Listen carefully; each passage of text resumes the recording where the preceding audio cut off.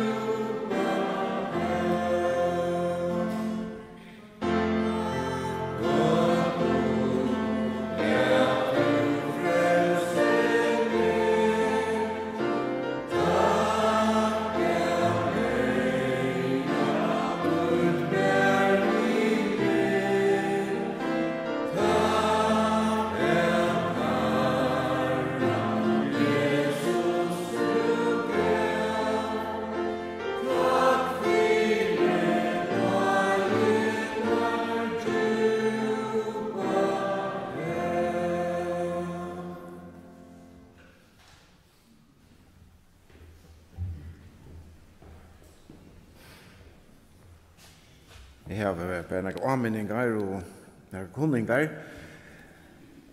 Vi kom ut av vare, og Sarepta av allvara færna fyrrøyga alle sommerlevene og familielevene. Og i tog sambanden som vant, så har Ebenezer og Østnen og Abir hjulpet til å gjøre huset klart til alle hendan ungdommen som kommer. Så det er høversrønger og Sarepta fra 2. til 9. mai. Og Ebenezer hever som vant Abir av stora sale, av gongene og drangedøltene, og av trappene nere i mætasalen. Og vi må så ta hesa Abir i Olvara, og være klare å hjelpe til ved hesen. Så 2. til 9. mai, da vi tørn av vaska og Sarepta. Og i andre kveld, som han hadde i andre kveld, tar vi kvinnemøte i Nyere Sale. Det har vært klokken 20, og det har vært Elin Jakobsen ur Hebron som kommer et lottaka. Og så kan jeg også lykke å anminne dere, selv om flest av dere ganske hava finnes der vi nå, er at et nytt tiltak, Sundagsskolen XL, begynner her i Ebenezer, og det er nå etter morgen klokken 11:30. Og det er Atlantheim og vaksne som vanlig kommer i Sundagsskolen. Her som de kunne hava sine bøten vi bare større og små. Og det begynner altså klokken 11 i Nyere Sale, og så vil han vanlig i Sundagsskolen klokken 12. Og så tar klokken om leie 20 og driver, så færer bøtene ut i flokkene, og tar vi sånn løta for han vaksne i Nyere Sale inn til Sundagsskolen, så i liv. Og sjående de som ikke har kommet på en til Sundagsskolen i Oversæle klokken 12, de er jo sjående velkommen til det. Evangelisk møte vil i kveld klokken 18, og da vil Ebenezer-kåre, som får komme og være sammen med oss, Jentekåre Kassia for å komme, og Sintja for oss nøysene, og Helge og Frugger Morsensen vil så østene sammen med oss til løtene. Så det er i kveld klokken 18. Så det har vært så et familiemøte som vi får hava ta. Vi tar med sangatsett, og Arjen Jakob Goffset kommer at tala til dere.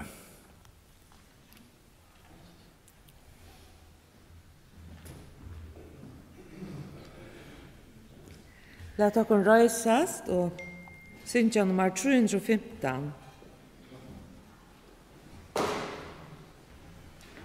315, 1000 brot i hevor, mine trælabond.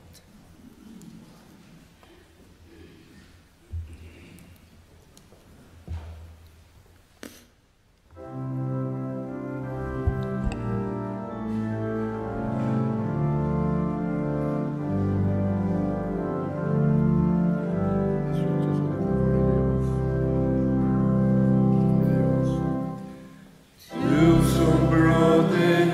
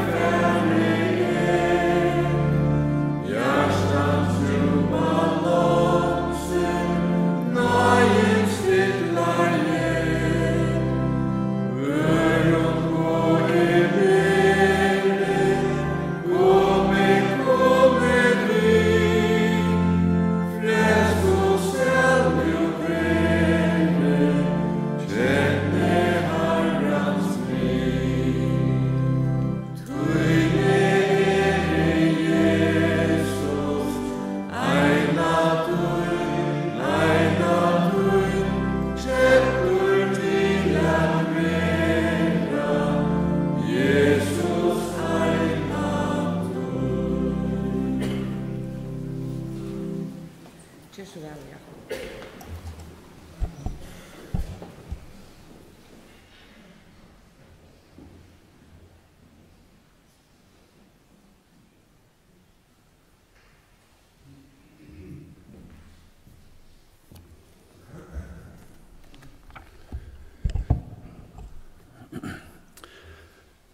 Ja, god morgen. Da går han der.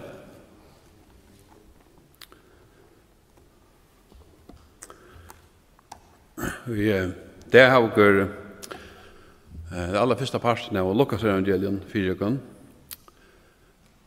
Orsaka Markus. Markus 1, fra versene 1 til 15. Og innkjøren dere begynner av en dukken til Herren.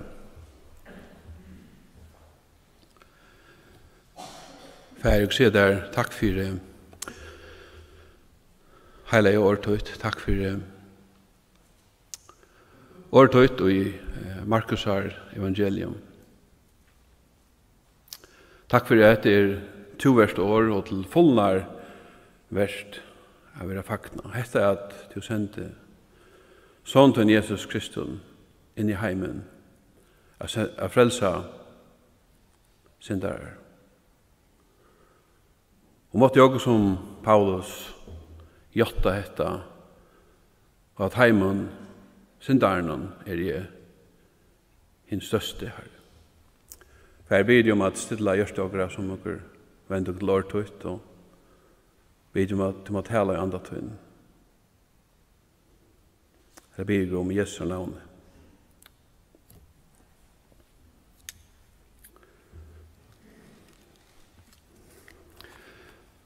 De første årene, 15 versene, Markus evangelion en utrolig sterk lysing av frelserakra Jesus Kristi. Det en lysing eller en åpenbering som er få åkne at bodja knø og tilby han og at gjev honom atlan lov og atlan prus. Som synger en kåre at verder at æra og verder at lova og verder at prusa han sannelig nekka å kunne sia som ber jo på hesa bok.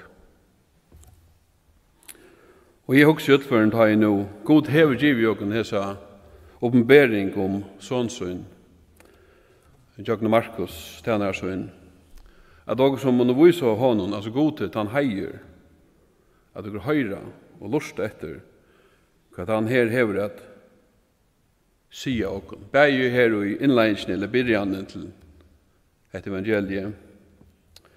Men eisne som atlan ganske fær, være en tøy i hessen evangelien, og hvordan alt evangelie som det åpner seg, hvordan han peikar av Jesus Kristus som sånn Guds. Om Jesus ikke kommet atter åren til at høy. Jeg husker personlig at jeg ikke kan spørre Herren, Herre, hva er det å fortelle mer fra hese troverde frasøgn? Og hukkboren til Samuel, i 1. Samuels bok, tror jeg nødje, hva han sier, tala Herre, det tjener tøyen, høyrer.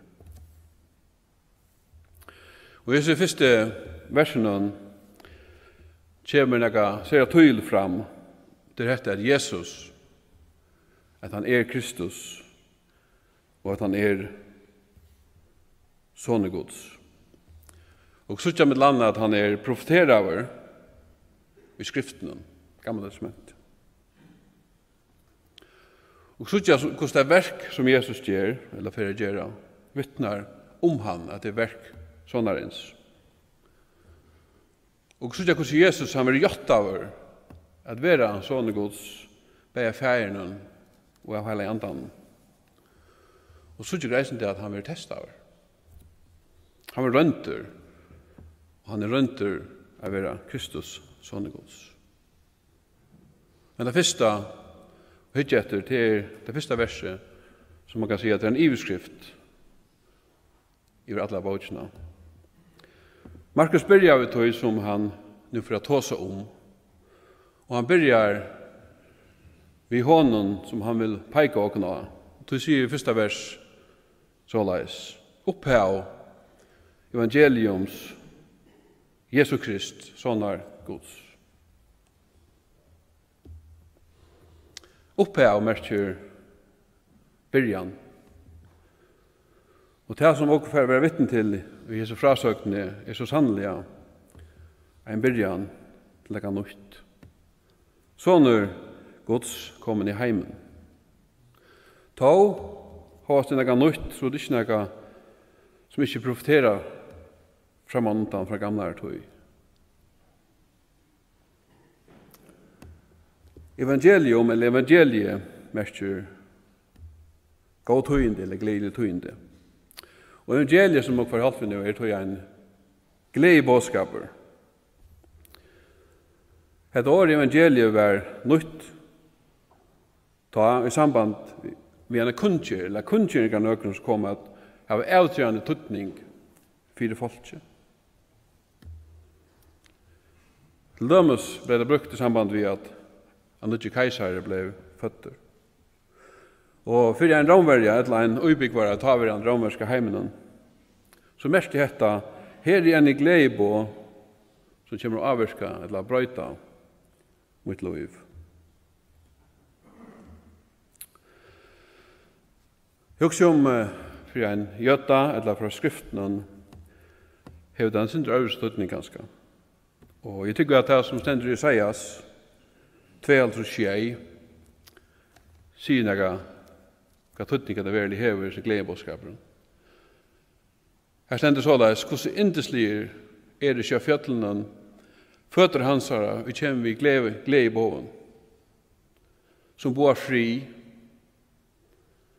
Evangelium Jesus bor fri, som ber gå en bådskap som kunnskjer frelse. Disse glede bådskapen, han kunnskjer frelse. Jesus er navn hansara. Det stavar fra de hebraiske årene som heter Joshua, eller Josva i okra bok, og merker Herren er frelsa, eller Jehova er frelsa.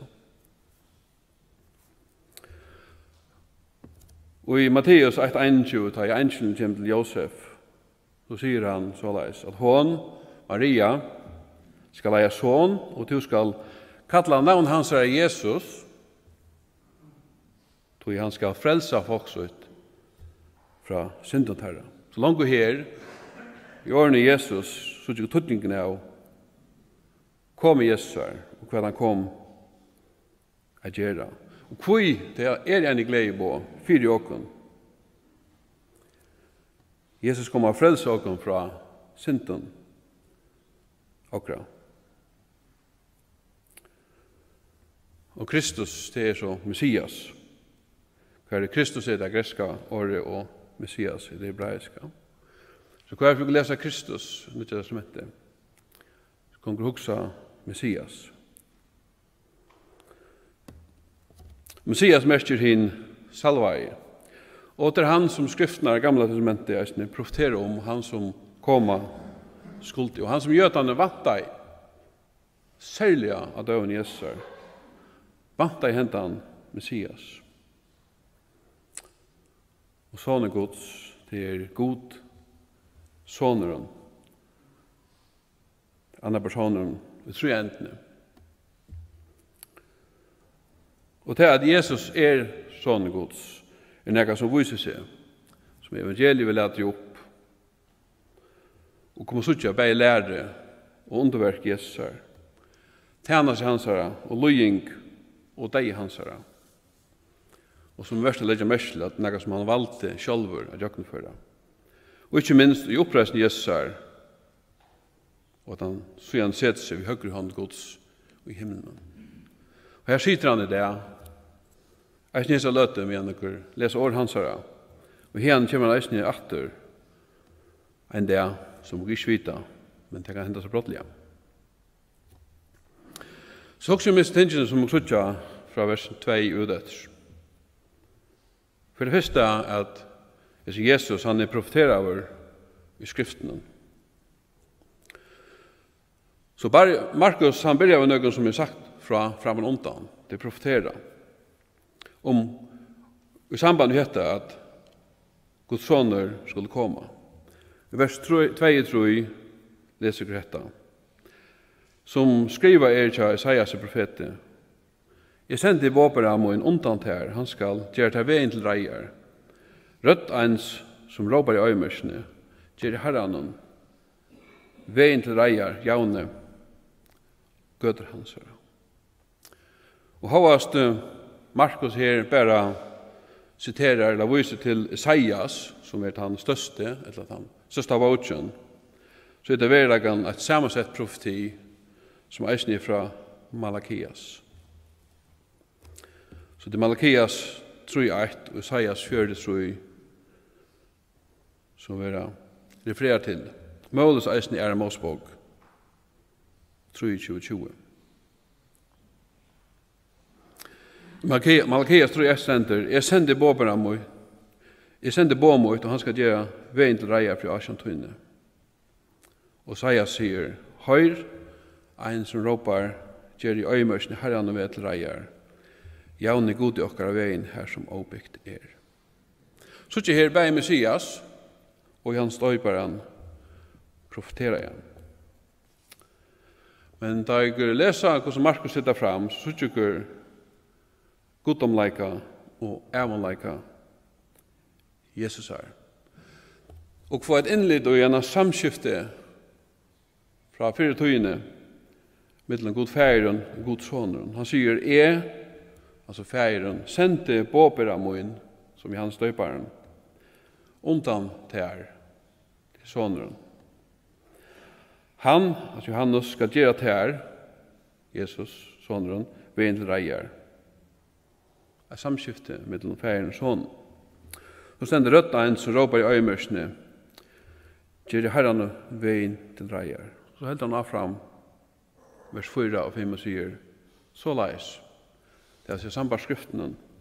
Så leis steg Johannes døybare fram i øymørsene, og prædika i omvendiga dåp til syndafyrgjøving, og alt Judea og alt i Jerusalem for ut, og var døpt av honom, og i ånden Jordan, og Jotta og synder synar. Så også med dette, hvordan er det nå at Johannes gjør veien til reier for herren? Hvordan gjør han? Han prætikar omvendinger dåp til synda fyrgjøving. Så gjør 3 ting. Til omvending, og til dåp, og til synda fyrgjøving. Omvending er det her som er tørva. Og det var tørva at omvendingen fra synd til god. Det er en trade for å få synda fyrgjøving. Dåper Johannes er særstekker. Han hører til disse som fyrreiking etter å gjøre ved Jesus til reier. Omvendingen er en gang fyrir ikke inn i hjertan av folk. Og synda fyrgjøvingen er som får fra gode. Dåperen til et rituale. Det er noe som er mindre til som gang fyrir ikke inn i jøkken. Vi hadde kun trygt si at det er ikke dåperen selv som fremmer omvendingen i folket, men det er omvendingen som hever dåpen visser. Og det er en riktig folket som kommer til prædike, og lort etter prædike hans her, da sender at det var døpt av hånden i ånden i Jordan, og Jotta av syndsøyner. Hese folk var samført om at de hette var syndere, og at de hette tørva frelse. Så også om at det her at versk Jesus er vittnar om hvor han er. Versene 6-8 sier så leis. Johannes var i klæven av kamelot og i leobelti om lentanar. Føy hans var græshopper og vittler hundanger. Han prædikar og sier, etter meg kommer han og sterskare enn jeg. Han som ikke verter er bukka med nyer og løsa skåreimna tja. Jeg døyber tikkun i vattnet, men han skal døyba tikkun i heilig andan. Så for det første så er det sånn her veldige profetigods Johannes. Han sier at om Jesus at han kommer etter meg er sterskere enn jeg. Og ikke verdt å boka med nyer og skåreimna tjoen. Hetta boka ikke nyer og løsa skåreim etter bindana. Det var arbeidet til en træle. Og så løytel var det så stor Johannes som mot til Jesus at han ikke gang verter til dette. For det neste så synes jeg at verk Jesus er så medtallig nok større. Johannes støpte i vattnet, men Jesus han skal døypa i heilig andan. Og så spyr jeg, hvor er det han som kan døypa i heilig andan? Tror ikke noe annet ein. Og det er godt. Og så er det at Jesus vil gjøre over å være sånner bei av hele andan og affæren. Og i vers 9-11 leser jeg så leis. Det hendte at han med døven at Jesus kom i Nazaret og var døpter av Johannes og Jordan. Og vi tar samme som han kom opp i vattnet så han himmelen åpnast, og andan som du og dela nere iver han. Og rødt kom av himmelen, to sånne min hin elskar som jeg har takka til.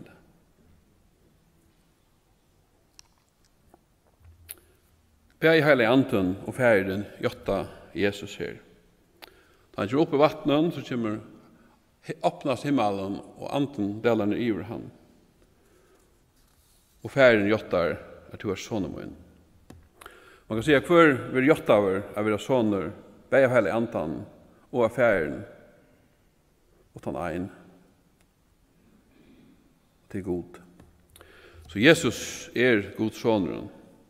Og så ikke her fra byrjan evangeliens faktisk god færen, og så ikke god sånnen, og så ikke god heilig andan. Så er endene.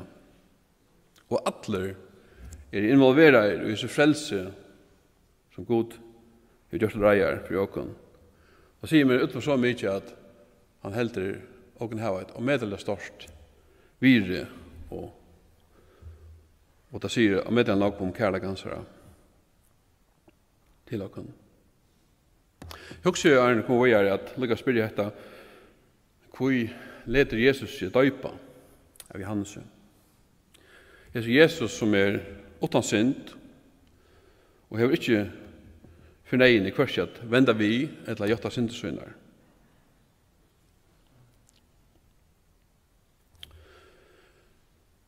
Jesus leder seg døypa for å identifisere seg vi åkken og synder åkra. Det som han kom å teka og på seg. Ikke til at han selv så blei syndgjør, men at han kom å bæra syndene oppa krossen, som er et evangeliet som er visåken, her han betalte 4 synder åkra. Peter sier i 4 brevsvinn så er Kristus døye i var eisne einafer 4 synder, rattviser 4 årattvis, 4 er at han kunde leie okken til god. Og sedan går inn 5:1 sier at han, altså Jesus, som kjente ikke synd, gjør det han til synd, altså syndoffer, 4 åkken, 4 at åker ui hånden skulle være rettvis i gods. Så han teker synder åkra, han gjør også sin rettvis. Og så leis kan han leie åkken til god. Og så synes jeg at Jesus vil testa over. kan man säga.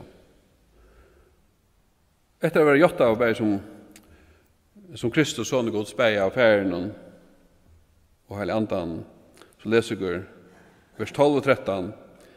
Vid det samma drev anden han ut i øyemørsene. Han var i øyemørsene og var testaver og orsaka frastaver av Satan 4 dager. Han var med henne middeldørene og englene tant i hånd. Fyrsta menneska var frasta av Satan i urtagaren Eden. Og du ser gåen omstånd, kan man säga, og fall. Jesus var frestad av Satan 4 dagar i øyemørsene. Og du ser troplon omstånd og var standande. Det sier jeg om hentan personen som kom at betala og gjalda for synd akkurat. Til at han måtte være syndafryer, som han eisne gjør, prokva ved hessen. Det tvei brot i Hebreabraun som lysa enda Jesus. I 4.15, Hebreabraun 4.15, ta lyser Jesus som ein som frestaver og i ødlun av samme hatt som vi ta utan synd. Og i Hebreabraun 6.26 og 26 vil Jesus lyste som heilaver, sækleser, regner, skilter fra syndaren, det altså syndafrøyer, og setter høgt opp om himmelene. Han til ein som ikke er synda fyrgjeng for negene, og tog kvalifiserer, kan man säga. Jeg ber synder folksins og akra. Og dette gjør han ena for atler, tar han offra i seg sjølvan. Som kværa at enda, så også mest i versen 14-15. Det her vi spårningen å gjøre. Hvilken tøtning har oss alt dette for åken? For meg og for tje. Vers 14-15 sier så leis. Men etter at Johannes var sett fastor, kom Jesus til Galilea og pratika i evangelium Guds og sier, tøyen er fullkommen og rydtje Guds er kommet nær. Omvendte tykken og tryggve av evangeliet. Hette det svære som skal til. Omvendte tykken og tryggve av evangeliet. Omvending krever at jeg gjøtte mine synder. Jeg vender seg fra synd og til god. Og det jeg sier Herre er en syndare og mer tørvar frelse og fyrtjøving. Det mest er at jeg tar ikke mot Jesus i trygg. Jeg sitter alle mot at det som Jesus har gjort fyrir meg. Og det svært til at du sier Jesus, jeg tar ikke til her fyrir at du døg fyrir meg av Golgata krosset. Så at man så fotler alle av det som Jesus gjør det fyrir en av Golgata, så er det en frelsa fra fortaping til avutliv og en avlegga som er en avlegge sammen med honom i alle ræver. Og i 4. Thessalonikbrevet 1:9-12 her lyser Paulus nega som eikjent det første kristne, de som valgte at ta imot som Jesus. Han tåsar om at venda vi som er venda seg til god fra avgodene. Og avgodene stender ombår alt det som kan hova sitt alle dere anna enn god. Jeg venda seg til god fra avgodene og at henne henne livande og sanna gode og vanta sånn hans er himmelen, han som reiste han opp for henne deg. Jesus som frelser oss fra reiene og i kjemmer. Han sier resten i Hebrein er rydtje Guds kommet nær. Rydtje Guds kommet nær til Sone Guds, Jesus Kristus kommet nær. Og så spørningen hva dere gjør vi enn Jesus som kommet nær. Takk dere imot rånen, hon som kommer nær til dere, og leter etter dere, eller kører han bort til frågen.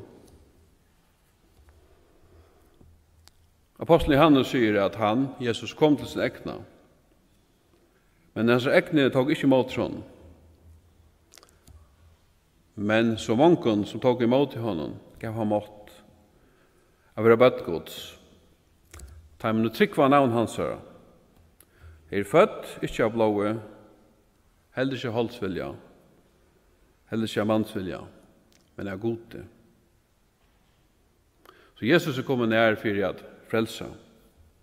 Han kommer leite etter tog som fortapt og at frelsa til ham. Jeg husker om det som Jesus sier til det som ganske kallar hinn sjálv rattvisa. Han og mennesken som heldur at dere har ikke bruk for det frelse.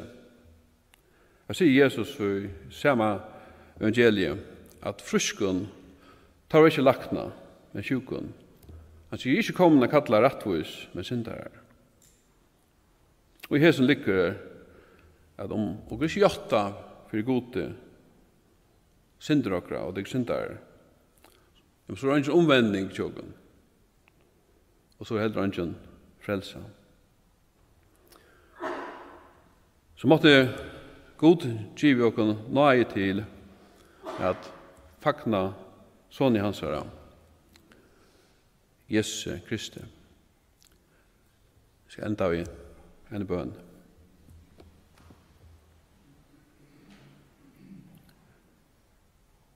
Fær, takk for det. Elskar sånn til Jesus Kristus. Takk for det at du så elskar jeg åkken, at du gav sånn til henne einbarna, for jeg kvart han, vi tror han skal ikke fortapast, men hava av et liv. Herre Jesus, takk for at du elskar meg og gav det sjálvan fyrir meg. Herre, takk for at om onker innskjer å komme til tøyen, så i årtøyene kom til møyen, alltid, og strøyast og jeg har tungt å bære. Jeg skal gjøre til en kvile. Og takk for at han som kommer til tøyen, han skal til alls ikke køre fra til. Og sier deg takk i Jesu navn. Amen.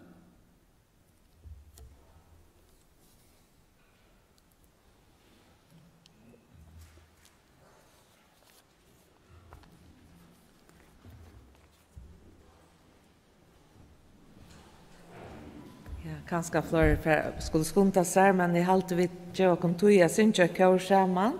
Takk for Jakob, og vi får synge til kjøret som han nevnte. Verdur at æra og verdur at lova, og verdur at pryser han. Og til nummer...